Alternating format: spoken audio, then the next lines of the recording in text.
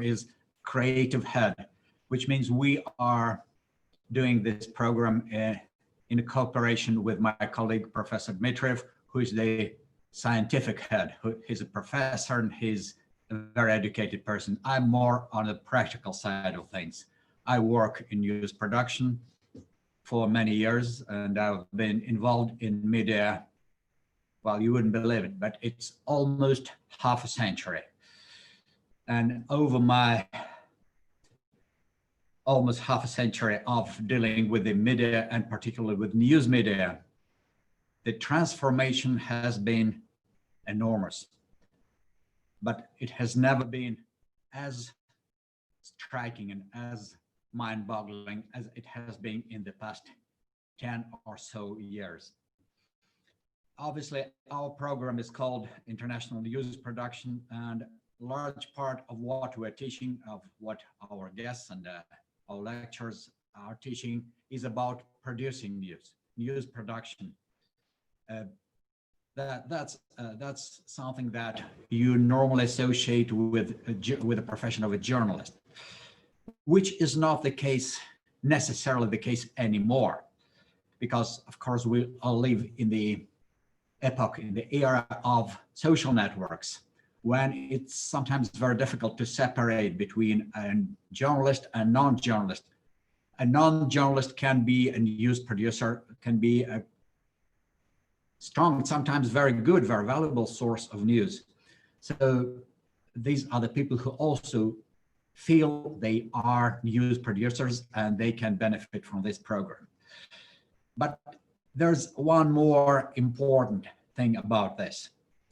I strongly believe, and that's a part of our common belief, that to be a good news producer, you have to be good news consumer first. In order to be able to make news, to create news, first you have to be able to read news properly, to watch news, to hear, to listen to news in a proper, responsible manner, to be able to tell the real news from pseudo news, from, we all know this word, fake news. I personally do not like the word fake simply because it's not Russian. For those of you who speak Russian, you will recognize it immediately. For those of you who are not, this will be something new. There's a Russian word, lipa, which is literally, technically is a lime tree. In the colloquial Russian, lipa is something which is fake, which is false. So I welcome my students, including those who are non-Russians, to use this lipa news. At least this is something that's different. But the idea is the same. We are all surrounded with lots of lipa news or false news or fake news. We're surrounded by misinformation and malinformation and sometimes disinformation. These are three different phenomena, although intertwined. Of course, what we have seen happening to the news and to the world of information in the past 15 years is absolutely unprecedented. And this is really something which I would only compare to perhaps to the invention of television, or maybe to the invention of writing, of an alphabet. I don't think there will be anything compared to that during your lifespan. I'm definitely not going to see anything like that during my lifespan before I die, because this was absolutely unprecedented. This was a revolution. Let's make it very clear. Not every change is a revolution. I've seen many changes in my life, in my professional activities. I've seen the appearance of the information television, of CNN. There was no 24/7 information television before CNN, and then CNN International. This was a big change. I've seen the appearance of internet, of the first internet, not Web 2.0. There's a difference. But what has been happening in the past 15 years, and especially in the past 10 years, was a real revolution. Something that doesn't happen very often. More often, Moreover, we need to separate between the three parts of the revolution. I guess we can say we had and we're having three different revolutions. It's the revolution in news consumption.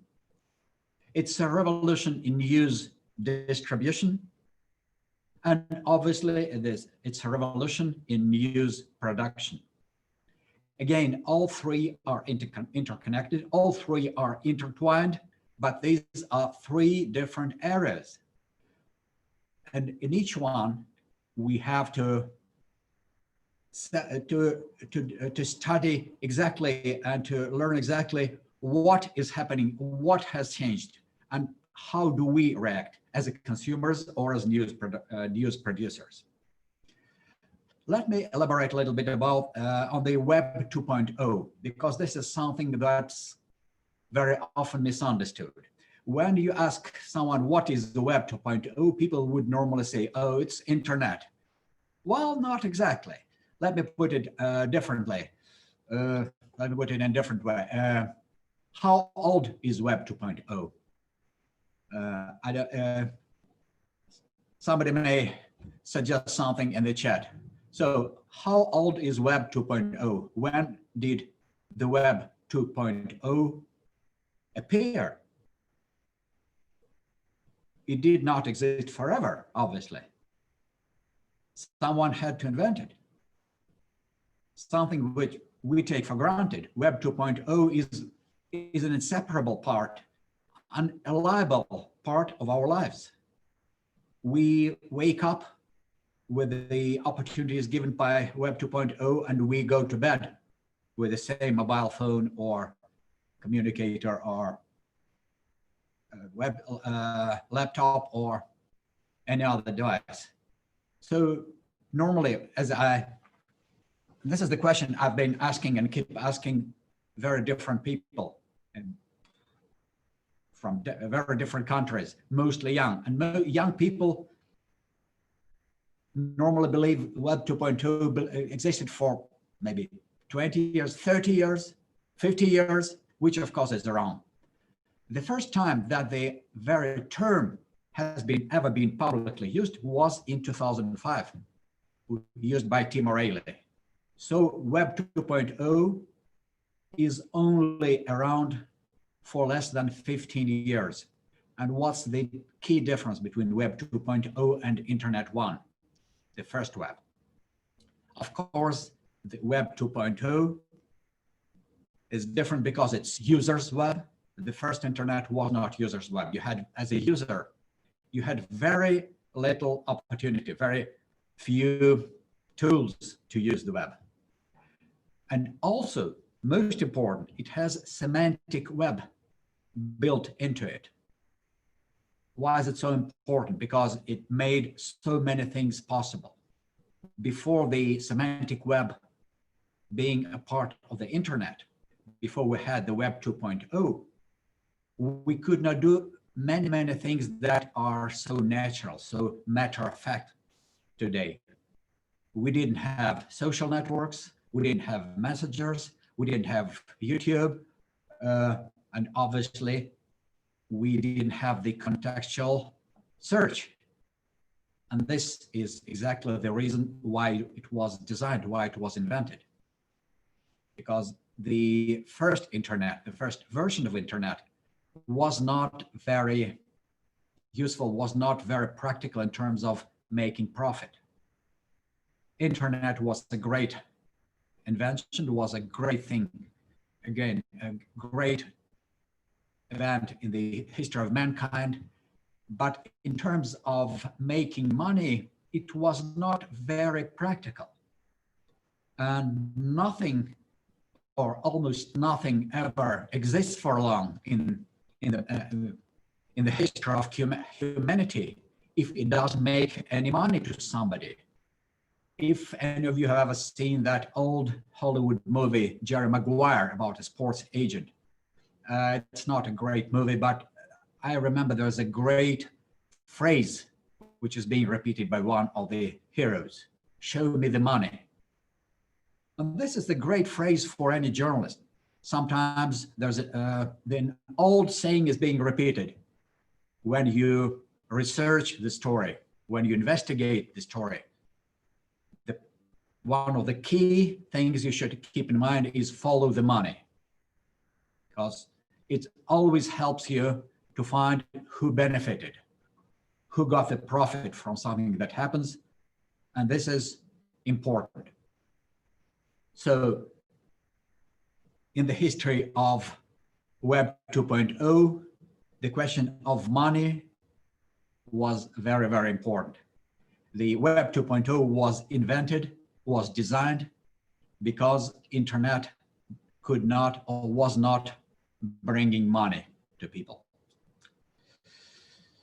So as a result of the Web 2.0, we found ourselves in a totally different situation. Only 15 years ago, even though the internet was already in existence, we had very old, very traditional model. Most people, let's put it this way, most people were very traditional in their model of information, of consuming information, of learning the news. And of course, the traditional model is the market is split between newspapers and radio and television. Newspapers, of course, is the oldest of them all. It exists for more than half a millennium. And it's traditionally, or it was traditionally believed to be the quality news analysis. You were waiting for your evening newspaper, or more frequently for your morning newspaper, to get all the important news, to get the proper analysis, to get the opinions of the experts. Then radio, of course, was bringing you news as they happen. Radio had that advantage over the other two mediums. But radio, even with the satellite telephones which started to appear, radio was not very impressive because you didn't have the image, you didn't have the video. All you could hear was the voice. And we tend, as humans, we tend to want to see the image. We want to see what is happening with our eyes. We get about 70% of all the information that we digest through our eyes.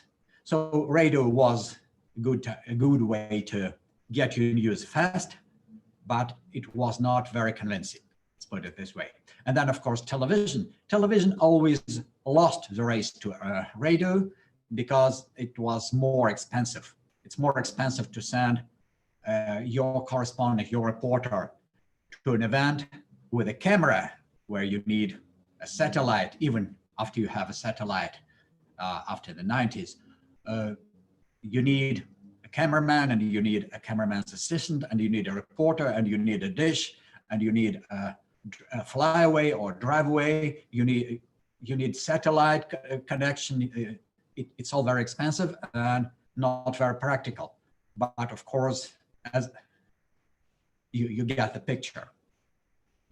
So the traditional model of consuming news through television was to watch your evening news or morning news.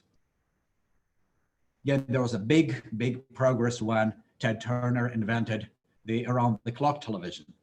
And that's when we all got this term, which is now, go by term, a very popular term in the business of news, a 24/7, 24/7. A 24/7 television is something that was very new and progressive, and something people are still boasting of. And you can hear people saying, somebody who is launching a news TV station saying something like, we are launching this new fabulous 24/7 news service. But if you think about that, there is nothing to boast about. 24/7 is not very impressive, because let's think, how do you get your news? You're not waiting for another top of the hour to come. as people used to do when they had the old around-the-clock television. You have your mobile with you, and you have a messenger, you have Telegram or Facebook or Twitter or WhatsApp. You are getting news not by the hour, not by the minute. No, you're getting news all the time. All the time. So when you're talking about 24/7, that's what I tell my younger colleagues. If you launch a new service now talking about 24/7 concept, you're dead. You're dead before you even started. Your mindset, your thinking should be 86,407. That's a huge figure. 86,400. You know what this figure stands for? That's how many seconds are there in a day. And that's what today's news person mindset should be. You're competing with the people who deliver the news to somebody's mobile phone or laptop or desktop, the one I have in front of me, every second. On top of that, you get it anywhere. You are not confined to your TV set and your chair or your couch as you used to be. Whenever you have your device with you, anywhere in the world, you get the news. So you get it every second, you get it everywhere, and you get all the news because the number of sources is absolutely stunning. People used to think in terms of how many newspapers am I subscribed to, or how many TV channels do I have, and if I have a satellite, I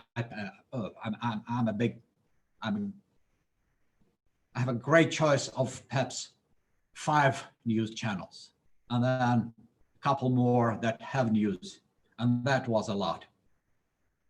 Now, how many sources of news do you have? In theory, anyone who has a mobile phone sitting anywhere in the world can be a source of news for you. Anyone who has a mobile phone and has an account in the social network can distribute news. And if this news is of any importance to other people, this news will be shared all over the world within seconds. I mean, I don't know how many of you are watching me and listening to me, and I don't know where are you placed, but I can assume that there is a girl or a boy watching me right now and being a part of our company somewhere in New Zealand. So if this very moment, this person looks out the window and sees there's a flying saucer coming down, and as it lands, little green man stopped coming out. This person will stop listening to me and watching me. This person will rush to the window and start filming, and we will upload the flying saucer landing in New Zealand and little green man running around and mingling with the sheep. And within seconds, we will all be aware that aliens have come at last. This is a totally new situation. This is something that has never, ever happened before. We have an absolutely unlimited choice of sources. Even if we want to know the news about a particular subject, we still have the choice of sources, which is virtually unlimited. If I want to know more about New Zealand, just because I mentioned New Zealand, I will enter New Zealand into my search engine, and I will get at least 100,000 sources telling me about all sorts of things about New Zealand, about news about sheep and about Maori and you name it. So that means, in theory, we should be more educated and more informed than any other society, any other news consumer ever in the history of mankind. The problem is that we are not. First of all, we, no matter how many sources of news we have potentially, we cannot access them all. We cannot watch 1 billion or listen to 1 billion blogs. We cannot even follow 1 million. We cannot even follow 1,000. As a matter of fact, even if we could, let's say someone who is a news nut, a news bug, someone who is following the news all the time, just because he or she loves news, will not trust all the hundreds of the sources they follow. In fact, there's a very limited number of sources that you can trust, a number of sources that you can develop close social relationship with. The number limited by the so-called Dunbar number, something that we studied during the course. You're not going to develop close social ties with thousands of people. It's not going to happen, offline or online. Then, of course, you are physically not able to access thousands of sources. Your time is limited. Your mind frame is limited. It means no matter how many sources you are being suggested, you only pick a few of them. Moreover, you are choosing among them those that are either being recommended by someone or those that you choose because you like them, the particular 1, 2, 3, 5 sources, because they suit you politically, or because you like the guy or the girl who's telling you the news, or because somebody recommended it to someone whom you trust, recommended it to you. The number of sources you really choose and get your information from is very limited. In theory, again, you could think that, well, since I'm now having access, unlimited access, and most of the time free access to any news source in the world, I can form my own picture. I can get my own idea of the world in a much more neutral, balanced, and objective way than ever before. But it doesn't work that way. On the contrary, in the old times, if you were reading your favorite newspaper, be it the Times or the Guardian or whatever, even Russia's Soviet Pravda, which was a joke of a newspaper, but still it had to abide by certain professional standards. Even the worst newspaper still had to tell you a little bit about the other side of the story. So even if you did not like that other side of the story, at least you were exposed to it. At least you knew that there is another side of the story. At least you read some of the stories that you thought you were not interested in, but that were told to you. Now today, if you form your news agenda the way most people do, you only get the news that are either strongly recommended to you by somebody intentionally or by the artificial intelligence, by certain algorithm, or you choose your news basing on what you want to read. Let's say, imagine let's take a neutral example. You are a fan of London Arsenal. You hate to read anything nice about Tottenham. In the old times, if you are subscribed to The Guardian, for example, or to The Times, you had to read the sports page of the Times, and at least you got some idea about what other clubs were doing. Nowadays, all you get is a set of very subjective, very biased, opinion-biased blogs telling you how great Arsenal is. If we have any Gunners fans around among our audience, how there's no offense, I respect Arsenal as much as I respect Tottenham or any other club. I'm not a big fan. But the idea, it works the same in not just in sports, but anywhere. If someone is a nationalist, a racist, that person can easily find the content on the web that fits his or her extremist opinions.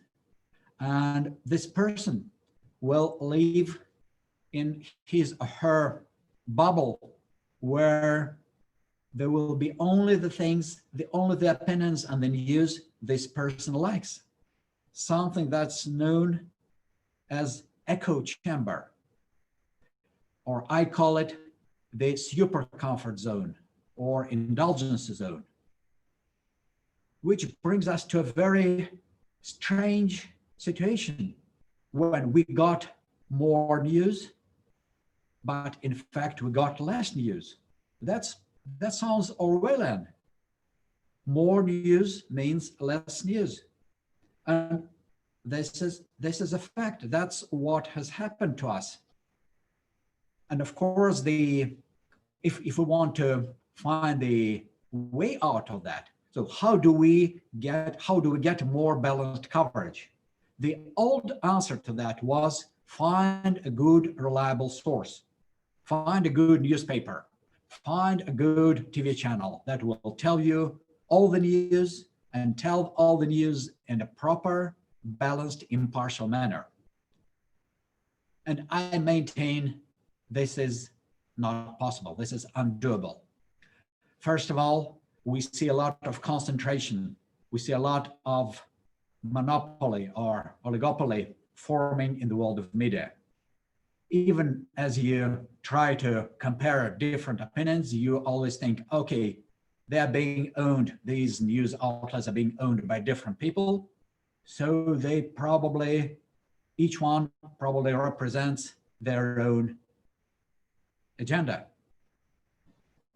Well, just to give you an example of the US, in the mid-80s, if you looked at the major broadcasting and print media in the US, you had about 50 owners. About 90% of the major media were owned by about 50 different companies, which of course meant quite a bit of variety. You didn't like the opinion of this owner, so you went to many others. If you looked at the US media today, you come to 6 owners. 6 companies own roughly a little bit more than 90% of all US broadcasting, including news. So your choice is not really as big as you used to have it. Also, if you look at the sources that were believed to be polar, take the UK, for example. Of course, you were always told, yes, we have tabloids. That's for the mass reader, but we also have the quality media. The epitome of tabloid, the most famous tabloid newspaper was The Sun, of course. And the epitome of quality newspaper is one of the world's, arguably the world's oldest newspaper, and it's The Times. So you have a tabloid, or used to have a tabloid, that's for yellow press, for cheap news, and then you had quality media, you had The Times for quality news. Now, as we're talking today, let me ask you a question. Who owns The Sun? And many people will say, oh, it's Rupert Murdoch. Well, no, this Australian billionaire, this media mogul who came up, who actually founded the Sun and the News of the World, and so on. Let me ask you another question. Who owns the Times? This is the question which not too many people are prepared to answer. Now, the answer to this one, it's owned by the same Rupert Murdoch.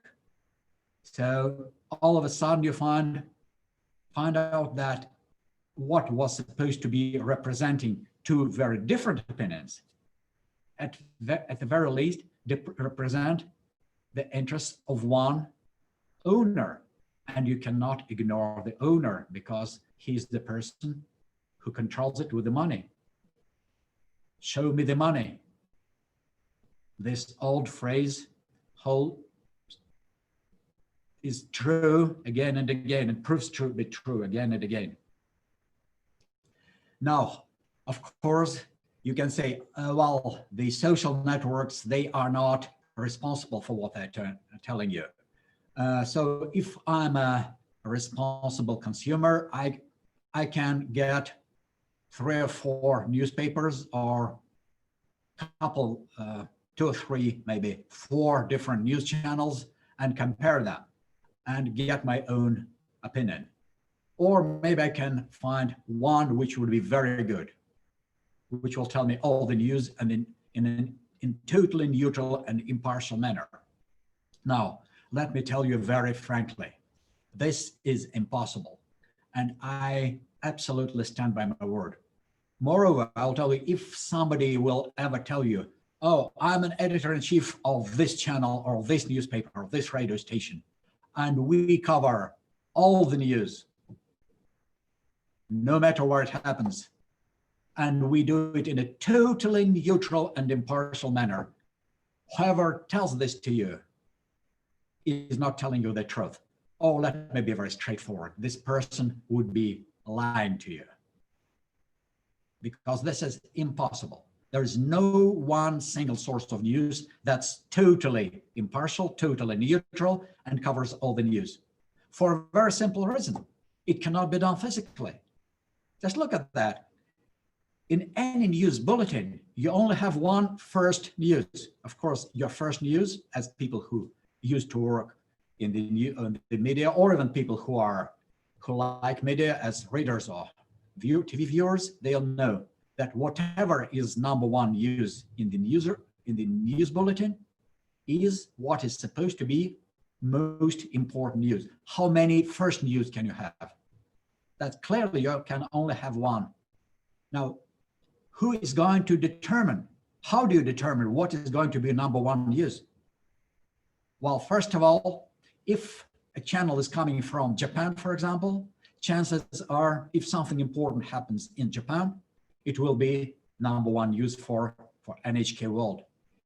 If the channel comes from the UK, obviously the British news, today it will be Brexit or maybe COVID in the UK will be #1 news for BBC.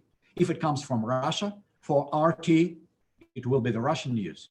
If it comes from Turkey, from TRT World, it will be the Turkish news.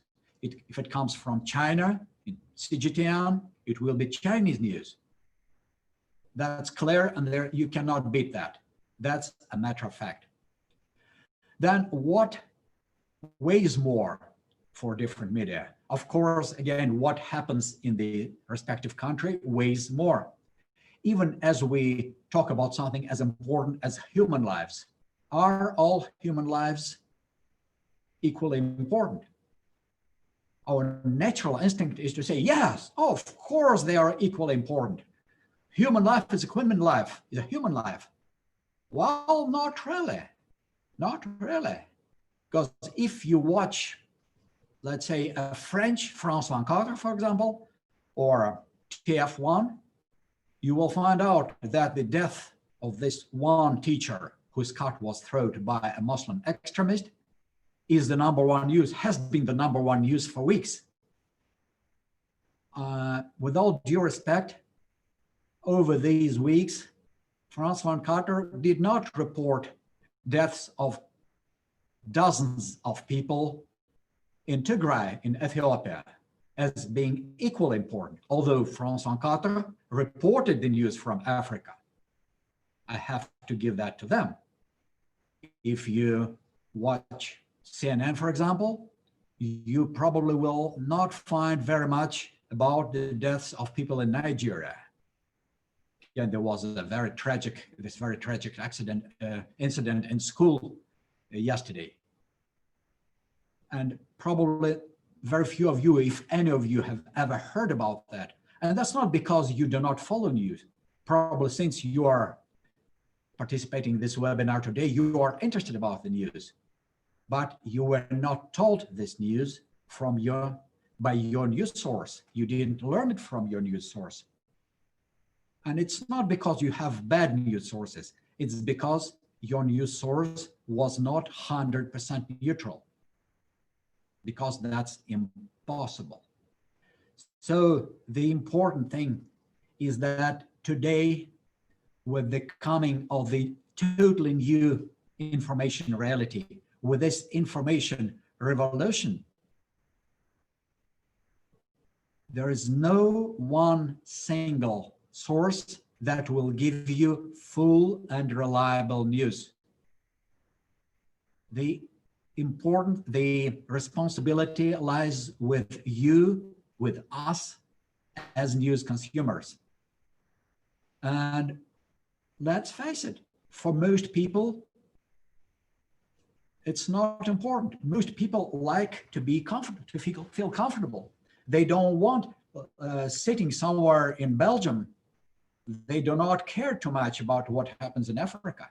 Sitting in India, you do not care too much about what happens in Peru. There's nothing wrong about that. And most people do not even care about hundreds of deaths if they do not happen here in their country.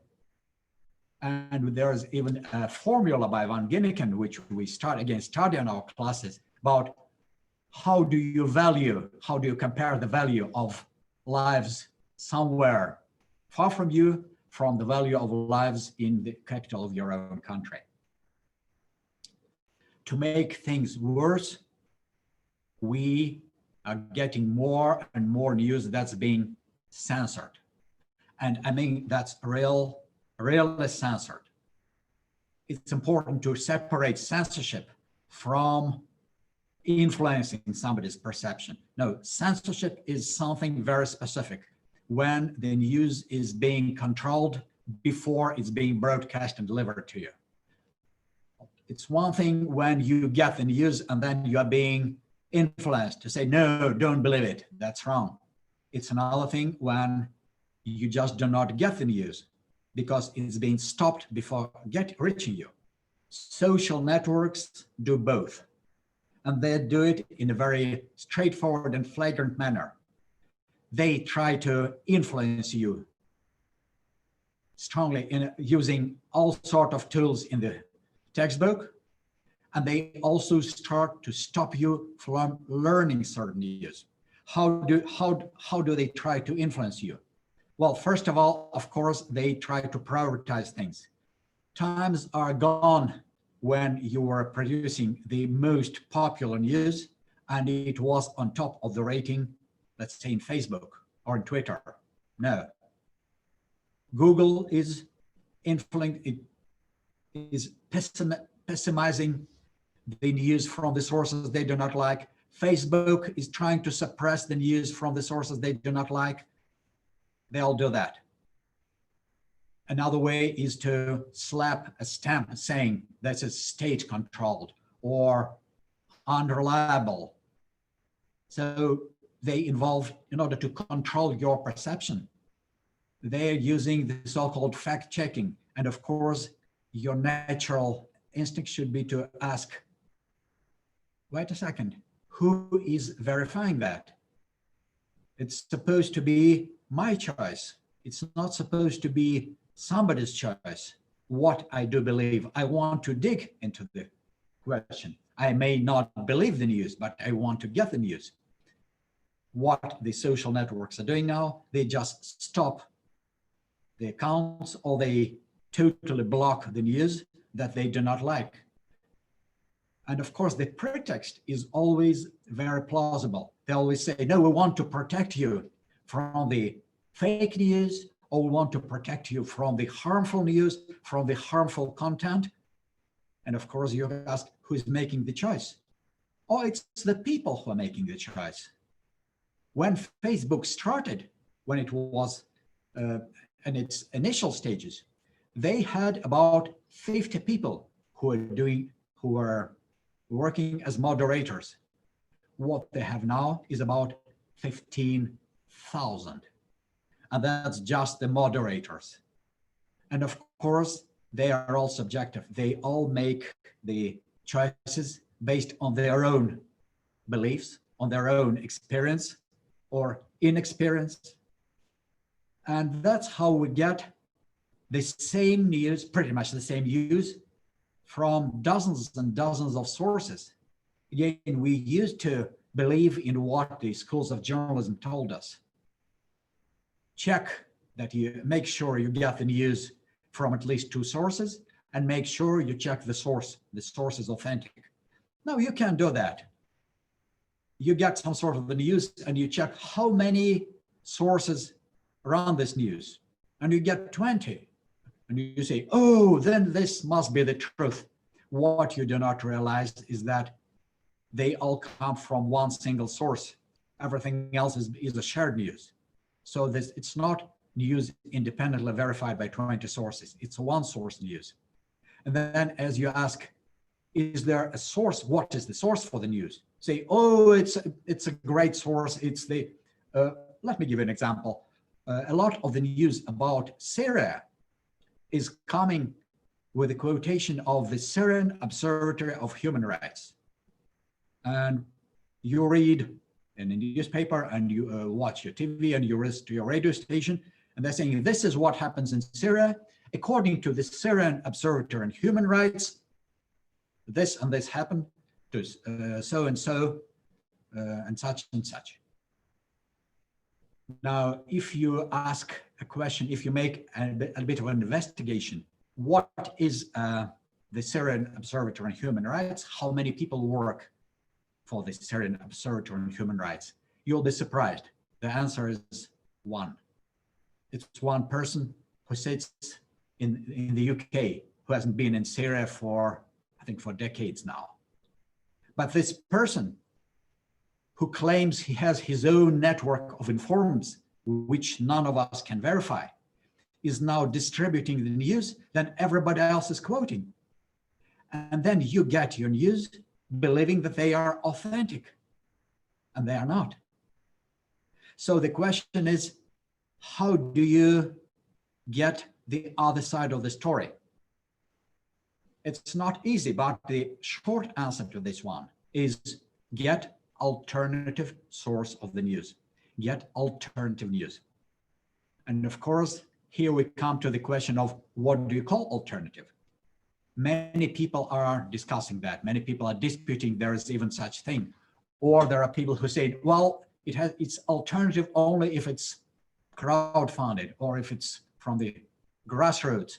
It's alternative only when it's non-traditional. And newspaper or a TV channel cannot be alternative. It has to be a blog and so on. I do not agree. My firm stance, and that of many other people, is that alternative is something that's different to mainstream. It's not very simple, but it's quite straightforward. You always get a mainstream agenda, you get mainstream opinion, and it's very easy. Again, I said it's very comforting, it's very pleasing to only get the news that you like, and it's very easy today. You do not even have to make any effort. The AI will send your way only the news that you like. So again, it's the responsibility of an individual news consumer, and it's not easy. It takes a lot of effort. It takes experience. It takes time sometimes, and it's not pleasing. But this is what, in my opinion, This is what tells an average person from the person who wants to be his own master or her own master. And it's not about journalism. Well, it's important. It's very important for a journalist. It's very important for a person who wants to make news, to produce news, to create news. But it's also very important, perhaps equally important, for someone whose profession is totally different, but who wants to make sure he or she is making his or her own decisions, not the decisions that are being told by someone, not the decisions that are being formed, that are being forced. And this is not easy. This is different.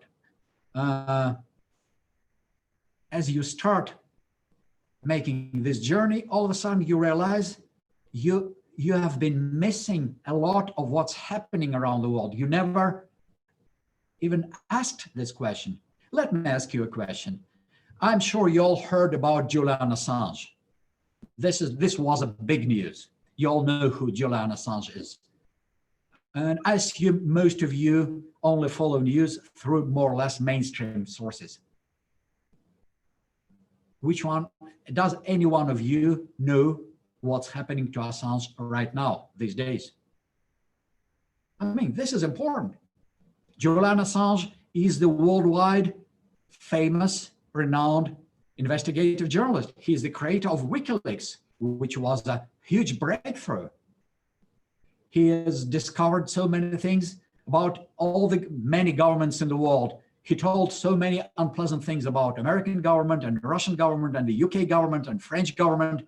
So Julian Assange is the whistleblower and a brave journalist. And you probably heard about his story, he was sitting in the Ecuador embassy in the UK and then being arrested. Now something very important is happening to Julian Assange right now. How comes none of you have heard anything about that in the past few months? Well, perhaps there are some, perhaps you are an exception. But you will agree that when you're talking about the majority of people, the answer will be no, have no idea. And there are dozens and dozens, rather hundreds and hundreds of examples like that, which brings us all to a very sad conclusion. The news that we are getting is not the news that we deserve. So how can we overcome this censorship? So how can we get the news picture that we deserve, no matter whether we are journalists or physicists or teachers or physicians or lawyers or whatever? I guess to me, this is what tells the person who believes he or she is worth of the title of an educated person, not an average person. How do we get the news that are our news agenda? Well, the question is, you have to have find access to certain alternative news sources. You have to know how to determine how to tell alternative from conspiracy theorists, from people with a tinfoil hat. This is very different, of course, and you will meet, as you search for alternative news sources, you will find many conspiracy theorists and many tinfoil type of people. Well, you have to learn. It's almost like swimming. You have to learn to swim. And the more you learn, the better you swim. And very, very important thing is it has to be an open world. It has to be the world open world which you create for yourself. Most of the time, even despite this, all the censorship, it's possible. In the good thing, the great thing about the Web 2.0 world is that you always have the way to find the truth, but you have to know where to find it. I strongly stand for the free exchange of information, and that's what I always tell my students. I mean, as a matter of fact, I'm sitting near the one of my favorite phrases by John Milton. This is what I strongly believe in. Freedom, the liberty to know, to utter, and to argue freely according to conscience. And this is a big part of what we are teaching, and particularly what I'm teaching in my course of Introduction to Alternative Use in our master's course, International News Production. But of course, it's only a small part of that, because the production itself is another major part. Well, I guess if you have any questions, I think we have time for a couple, and you can ask them in the chat. And I appreciate the fact that due to the time difference, some people had to leave because, as Daniela wrote, because of the classes at the university. So that's really a huge time difference. But I guess we had an interesting international bunch here, and it was nice to talk to you. And we will have more chances to meet with me or with my colleagues, with Professor Dmitriev and perhaps with other teachers, other professors who teach the International News Production course. And if there are no questions, then I guess, how do you think new media has impacted the way politicians communicate with their supporters? Oh, hugely, of course. Hugely. Look at Donald Trump, the person who is older than me and who obviously with some help from his advisors, all of a sudden came up with an idea, to communicate directly with his supporters. Of course, if you look at the US market, Barack Obama was the first to do that on a mass scale. And that was something that was expected, because Barack Obama's base was mostly young people, and that was more than natural that those were the people who used the social networks a lot. There was a huge surprise that Donald Trump all of a sudden was so efficient during his previous campaign and has used that. My work in terrorism analysis. Yeah. Well, Deborah, yeah. Thank you. Yes, that's what I believe. That's information warfare is a part of the entire picture. Absolutely. I hate talking about information wars, about information, but anything dealing with war when you're talking about information, because it's not what journalism was designed to be, and it's not what I'm used to be. I'm not used to be a part of any war. I was taught a journalist is an observer, is a reporter, not a part of the war. But in fact, this is what happens. This is precisely what happens, and we have to live with that.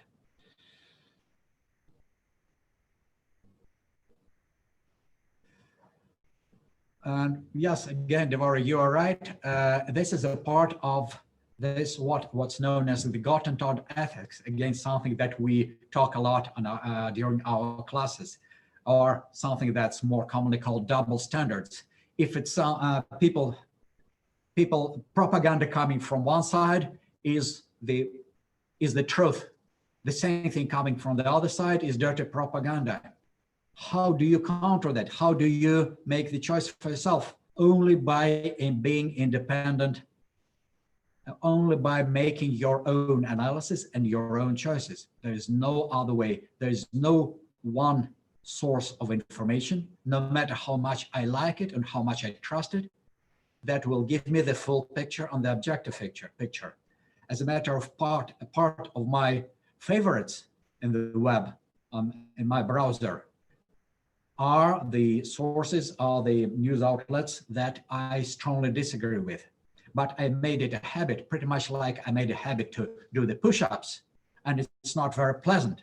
When you do the last push-ups, you are tired, you hate it, but you do that to remain strong. Very similarly, you have to read the news sources and watch the news sources that you do not like, just to keep strong mentally. With one important conditions: they have to be reliable sources. There are certain sources that you just do not need. They just take your time. But if you choose, like I did some time ago, I choose myself. Of course, I'm a professional. I do news professionally. I do it for a living, as well as giving lectures. I watch more news than most people, than an average person would. But among my, let's say, 15 sources that I watch as a must any day, there will be at least 2 or 3 that I strongly dislike, but I will watch them and read them just to get the other opinion. And this is what, if there's one single thing that I would ask you to take from today's webinar, is this one. Don't take one side and don't take one source. Even though you may strongly disagree with the other side, still get the other side of the story.